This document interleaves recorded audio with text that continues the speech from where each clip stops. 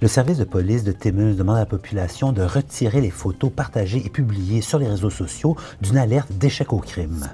Cette alerte avait été émise le mois dernier concernant une affaire de tentative d'enlèvement au Walmart de Timmins. Après une enquête, le service de police avait publié le portrait de 2 individus qu'elle cherchait à identifier. Or, ces 2 personnes se sont livrées volontairement aux forces de l'ordre et ont été questionnées. L'enquête révèle donc que ni l'une ni l'autre de ces personnes n'ont été inquiétées et aucune accusation n'a été portée contre elles.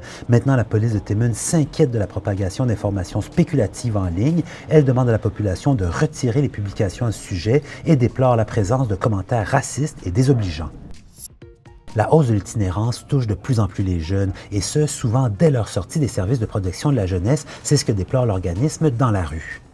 Selon l'organisme, la fin de la prise en charge par l'État à 18 ans, en plus de la pauvreté et du manque de scolarité, plonge de nombreux jeunes dans une grande précarité. Le coordonnateur du réseau des sans-abri au centre de santé communautaire du Grand Sudbury, Raymond Landry, précise que les jeunes de 16 à 18 ans sont particulièrement vulnérables car ils n'ont souvent pas de revenus fixes et ils n'ont pas d'accès à de l'aide financière.